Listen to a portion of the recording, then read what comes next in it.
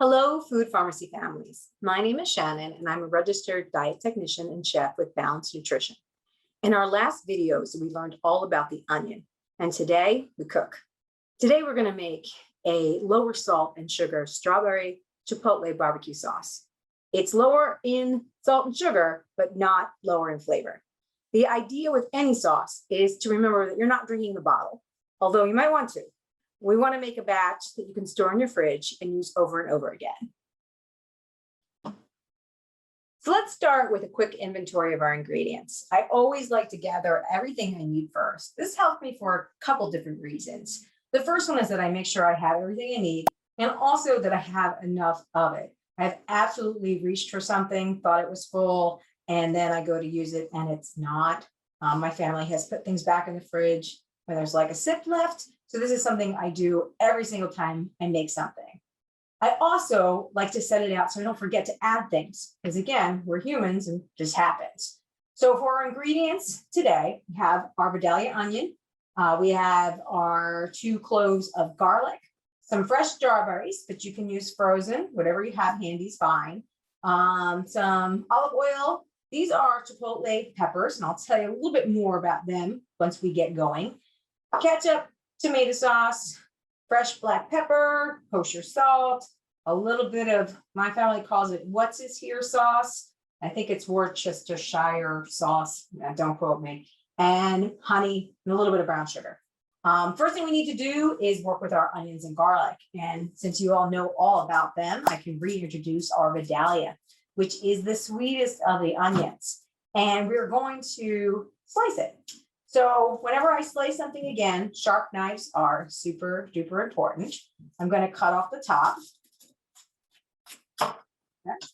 And then I will cut it in half. Yeah. Okay.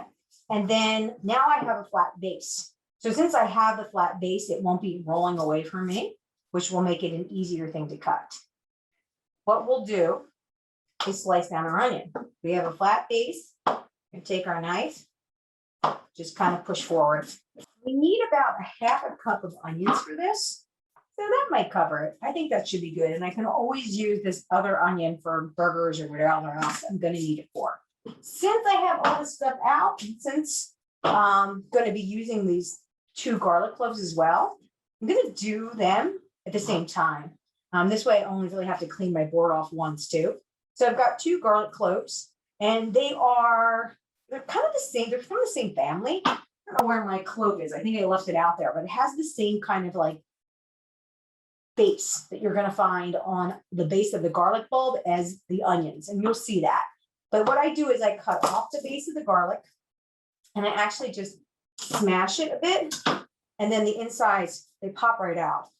That's really nice and easy. And then I can just add it in as I need it. So I'll do the same thing for this one and cut it off. And they pop right out, nice and clean, okay? Our next step will involve some cooking. So we're gonna caramelize some onions, and I'm gonna put in about a tablespoon of extra light olive oil. You can actually see that's what it is right there.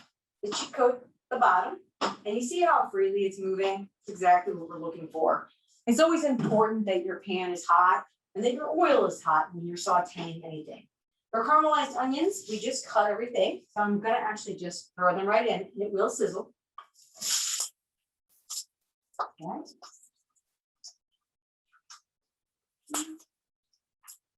All right.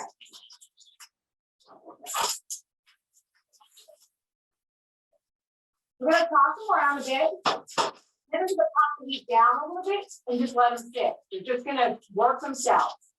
Caramelized onions are because what happens is when the sugars come out of the onion, it actually becomes brown, like caramel. It makes sense. I've burnt them in the past, so that's why I always turn down the heat a little bit once I have them done. In this other pot here, we're going to cook our strawberries. So I'm going to turn the heat on to this to about 5 or 6. Because it's an electric range. If it was a gas range, then you would probably put it on medium heat, okay? I already cut and cleaned my berries. There they are. And there's about 2 cups in here. So I'm gonna put them right in the pot. And then I'm gonna put in about 1/4 cup of water. To this, I will now add the 2 cloves of garlic, as well as about 2 tablespoons of my honey bear honey. So we'll pour him right in here. Sometimes I use measuring, sometimes not. My brother and sister-in-law have actual honeybees, and they give us honey bear honey every year for Christmas. Let that sit in there. And then we'll move around our onions. You can see some of that color already happening. We want them all to be this light color. If we don't move them, they'll burn. I will turn down the heat a little bit more there. Okay, so these have been cooking for about 10 minutes. I did turn the heat down and I turned it back up because it wasn't working quickly enough for me. And I believe I told you all that it was about 1/2 cup of onions caramelized that was required. So can't find my 1/2 cup, I used my whole cup. And it actually, we had to use a whole onion to get this amount. And I kind of just like made sure that it was the right amount, but I scooped it in there. And my strawberries, they've cooked down as well. So you can see that they almost look like what you might put on top of like French toast. I believe it's called like a coulis is the name for that. It's not my exact specialty, but I do know the terms. So again, I'm gonna put some of this in here just to make sure I have the right amount. And this was like a whole medium-sized vidalia onion. And the key is browning it, not burning it. So it's like 3/4 of a cup. It's a little bit over. That's fine. I mean, you can't have too much onion, right? So I'm actually just gonna start making the rest of the sauce at this time. And I may take this over here so it's more in center view. And I'll move this pan to the background. Okay, so this will get like nice and hot because that's still hot. And we'll just pour it in. And then we're gonna add in the rest of our barbecue sauce ingredients. So we have 1/2 cup of tomato paste. Yeah.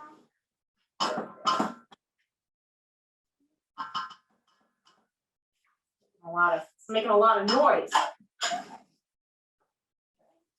And actually 1/2 cup of ketchup.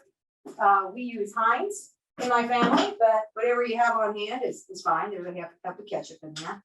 Did measure that out earlier.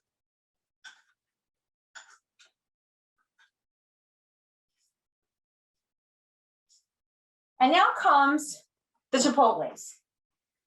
So in case you didn't know, chipotles are actually roasted jalapenos. And these are specifically chipotles in adobo. So adobo is a spicy tomato sauce. And with peppers, especially anything like this, if it's cooked, it's going to be hotter. So when it's cooked, the oils release from the seeds and it becomes more spicy. But then as it cools down, it becomes less spicy. So just be aware, this is something that you can add more or less to as needed. And I have 3 in here because that's what I made last time and everybody seemed to like it. You can go with 2 or even 1 or omit it if you don't want spice at all. So there's my 3 chipotles in adobo. And then we're gonna add about a tablespoon of, into my tablespoon measure. Oh, here, I put them over here so I know where they are. And I don't. We're gonna add about a tablespoon of the Worcestershire, what's this here sauce? That's just what we're gonna call it from now on because I can't say it. My dad called it what's this here sauce for decades. I believe the tablespoon that I add to this, so we'll put it right in. Okay, yeah, good to go. And then we're gonna add about, I think it was like 1/2 of a teaspoon of salt. Kind of level it off. Okay, 1/2 teaspoon. And then we'll add cracked black pepper. I would measure it, but I'm not going to. I'm just gonna put it in there. It's gonna be fine. Okay, so now that everything's in the pot, we're gonna use a handheld immersion blender to mix it. You can absolutely use a regular blender to do this, but they are a little bit more work.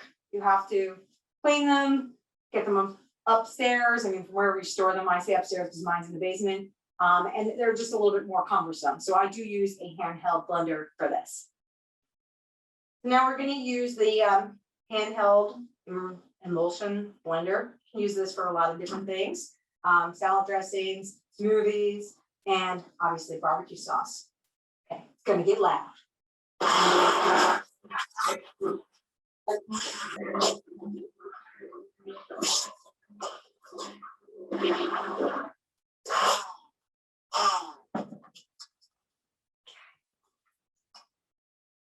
Looks like barbecue sauce. I know that spice is gonna get me. Spice is gonna get me. Spice is gonna get me. Spice is gonna get me. You know, everything's gonna. So now it's ready, and I've just tasted it, and it's got a lot of heat to it. But that's okay. When you take something like a barbecue sauce, it has to be really strong in flavor because you're gonna put it on something that doesn't have a lot of flavor, like plain chicken breast.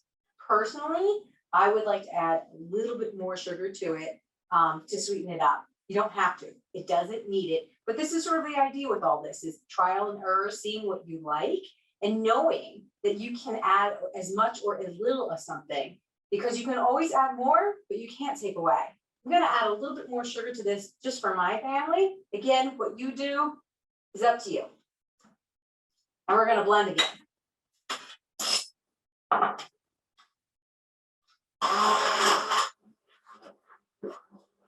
It's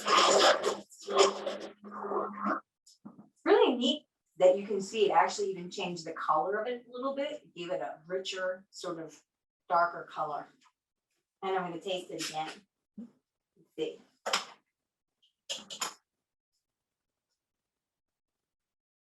Thank you so much for joining us today. I hope we provided some useful tips.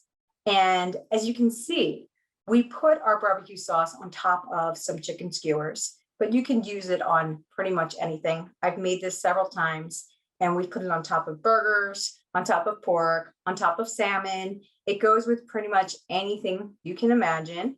And it does make a decent amount, so you can use it over and over again, as we said before. I hope that you'll join us again.